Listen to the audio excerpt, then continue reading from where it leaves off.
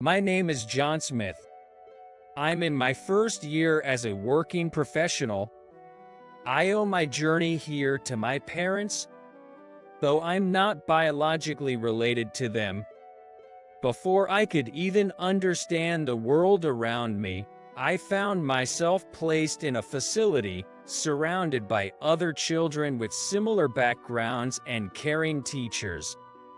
My school friends had a different upbringing, but I never felt out of place. In fact, I enjoyed having friends my age around when I came home, and I never felt lonely. I even enjoyed taking care of younger kids and playing with them. When I was in second grade, my current parents came to the facility. They were a couple in their 50s, and a brief conversation was enough to tell that they were kind-hearted people. I had been content with my life in the facility, so the idea of leaving my teachers and friends behind made me a bit sad. However, I was sure that I couldn't go wrong with these two. The warmth of my parents' presence reassured me. This Smith couple, who adopted me, were truly kind-hearted people. They adapted our meals to suit my young palate, making it more Western-oriented, and they encouraged me to ask for what I truly wanted instead of suppressing my desires. Looking back, they didn't buy everything I wanted without reason, but it felt good to know that they genuinely cared about me. Their loving upbringing had a significant impact on my academic performance. Both of them were knowledgeable and, most importantly, skilled in teaching. Instead of forcing knowledge upon me, they used a teaching method that encouraged me to apply what I had learned to solve problems. Even when I struggled to understand something, they never resorted to yelling. Thanks in part to such parents, I always liked to study. In fact, thanks to them, I grew to enjoy studying. I was able to achieve decent grades without going to cram school, and I even got into the college I aspired to after high school. I enrolled in the Faculty of Education. I had a vague but strong desire to do something similar to what the people who raised me in the facility and my adoptive parents did. So, it took me a little longer to find a job. School teacher, tutoring, after-school programs. I was torn because I was mainly considering careers in education. My father gave me some advice during that time. John, if you're interested in a job related to education, how about working for an educational materials company? You may not have direct interaction with children, but it's a rewarding job. With those words as a catalyst, I became interested in a job related to educational materials development. Upon researching, I genuinely believed it to be a wonderful job that could benefit children, providing them with a fun learning experience, just as my parents had done for me. So, I applied for a new graduate position at the educational materials company Brown had mentioned and was fortunate enough to receive a job offer. Even though we weren't biologically related, I had received a lot of love and support from my parents, which helped me become a respectable professional.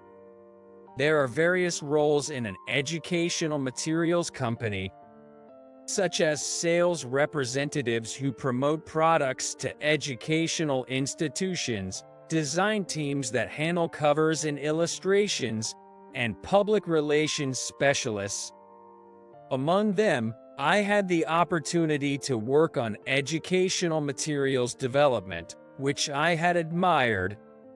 Being able to do the job I wanted from my first year at the company was truly fortunate. The role of educational materials development allows for some individuality.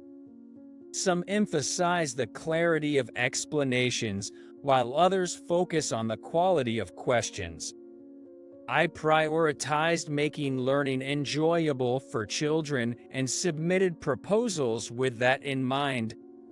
However, as a newcomer, my skills were still lacking, and my proposals often didn't get approved.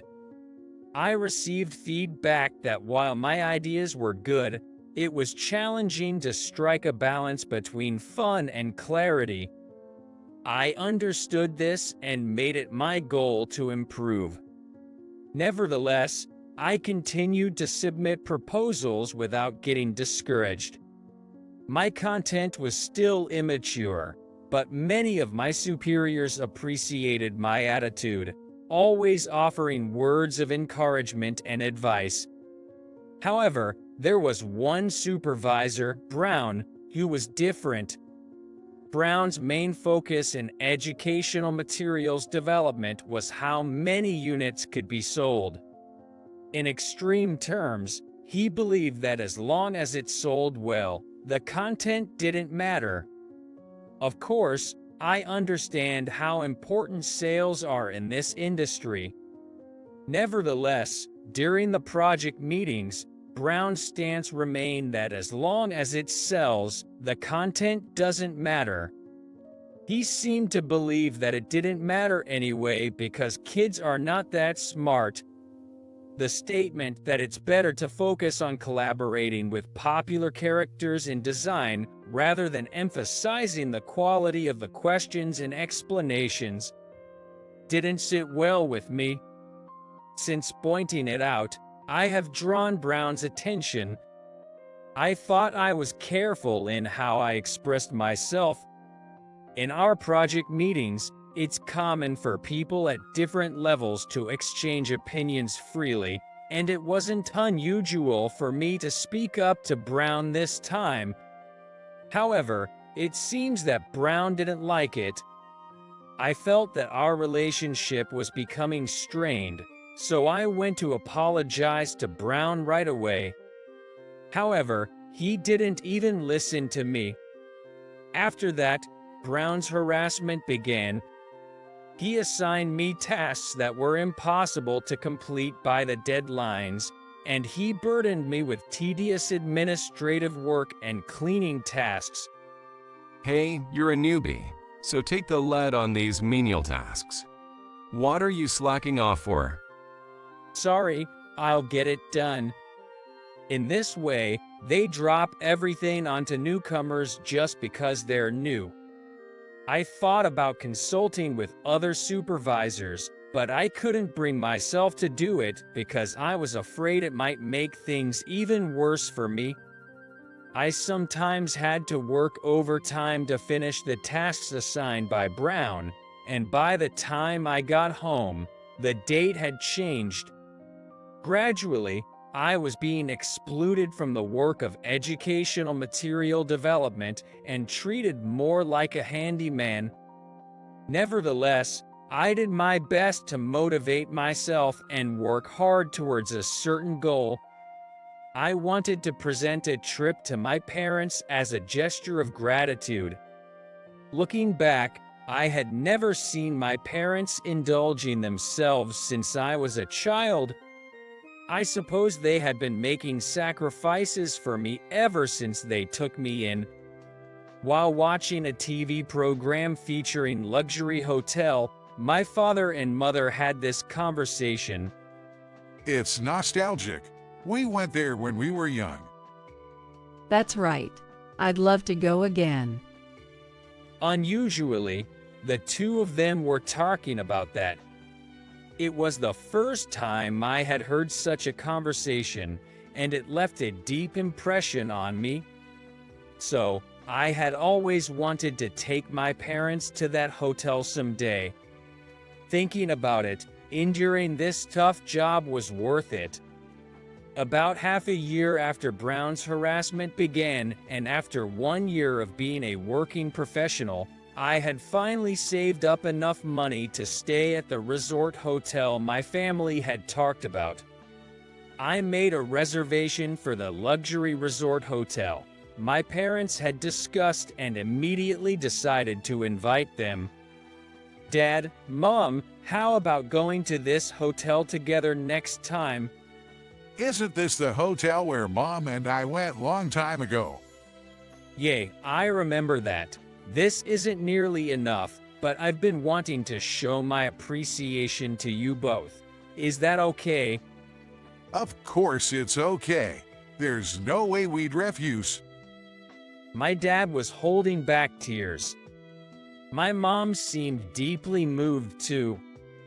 For some reason, seeing that scene made my eyes well up with tears.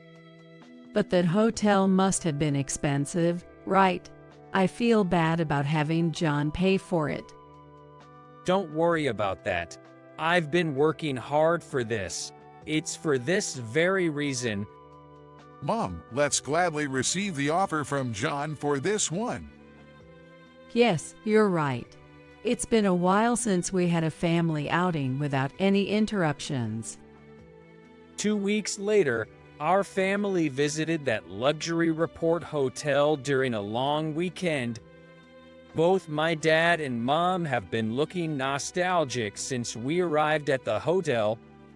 Just witnessing that scene filled my heart with warmth. On the first day, we enjoyed a lavish dinner and my dad and I relaxed in the hot springs. My dad smiled at me and thanked me again for bringing them here.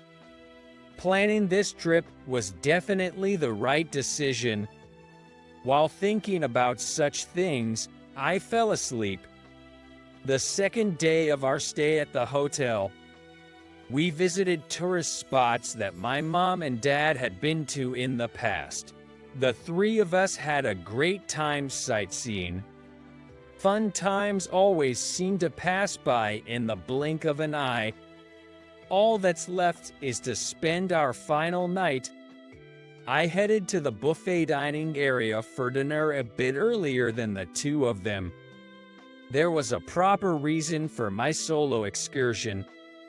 During our trip, spending time as a trio was important, but I also wanted my parents to enjoy the memorable places together as a couple. However, while waiting at the table, an unexpected person appeared. It turned out to be Brown. Upon seeing my face, he approached with a displeased expression. Why is an incompetent like you can't even do their job in such a wonderful hotel? Brown, my family and I are here. I see.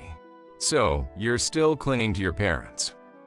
Even though your parents probably aren't anything special, when you and your kind are here, the quality of the hotel drops. Get lost. Please don't insult my parents. Oh, an incompetent like you talking back. Suddenly, Brown started shouting.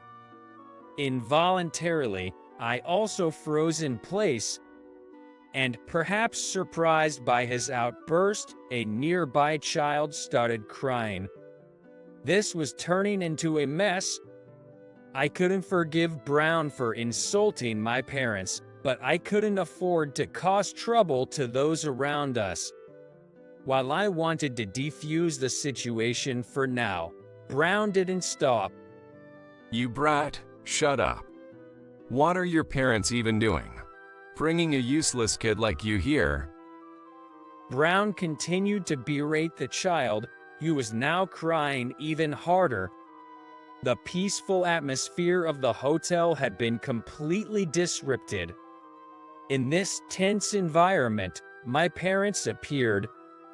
You apologize to that child. Why do I have to apologize to this kid?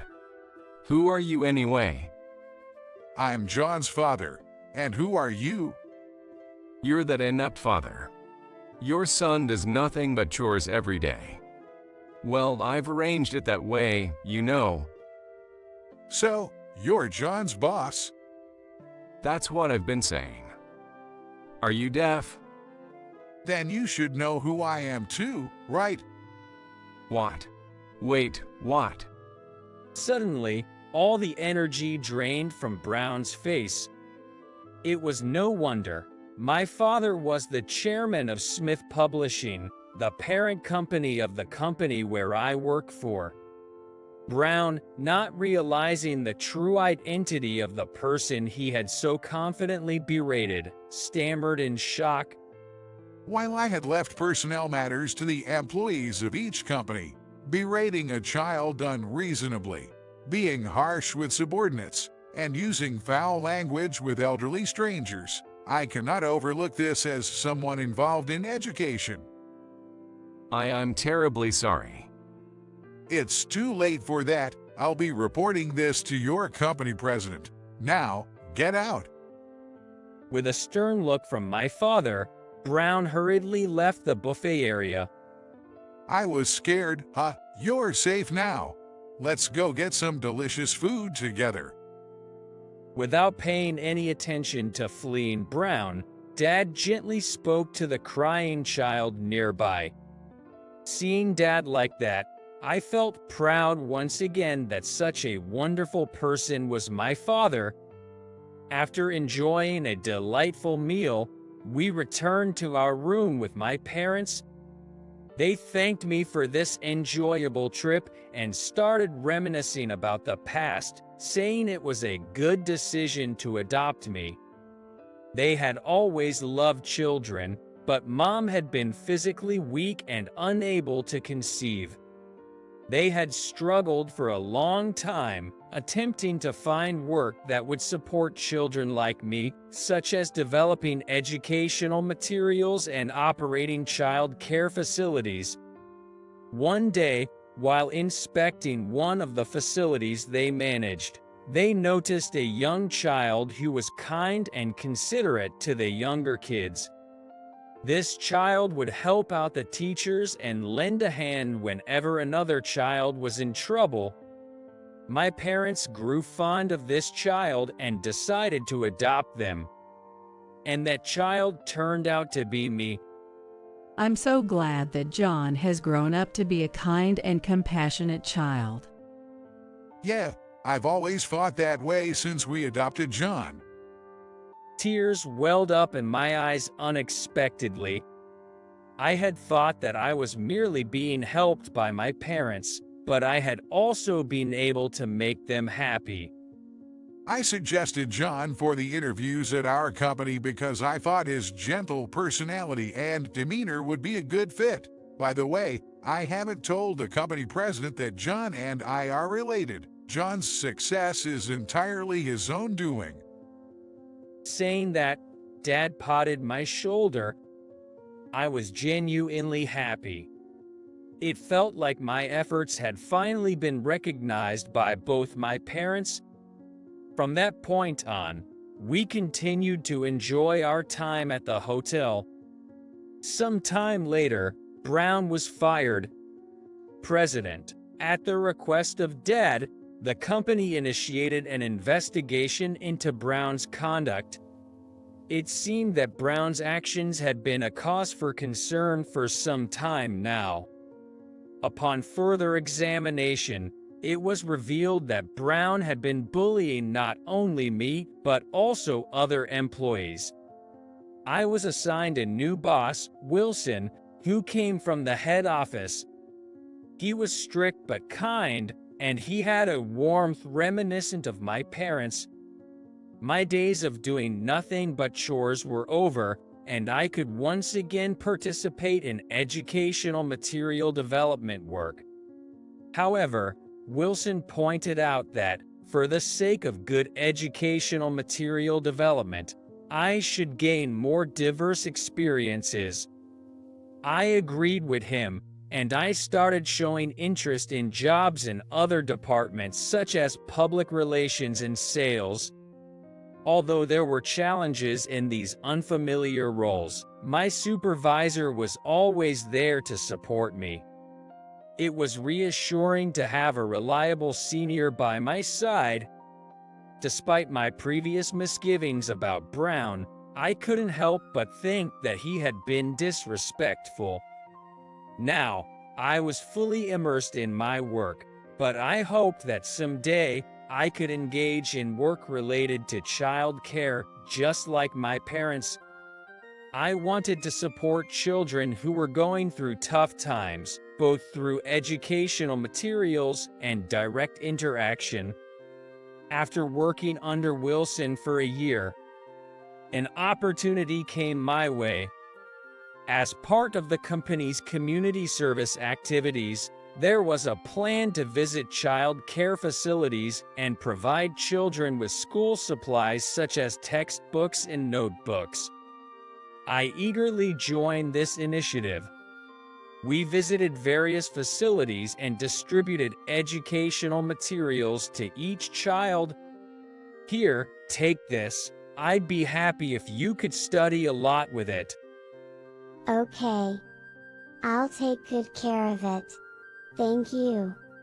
The children hugged the educational materials we gave them, treating them with care. Watching them, I felt deep down that I was glad to be doing my current job. Although I still had a long way to go, I wanted to continue working in a role where I could support children, just like my parents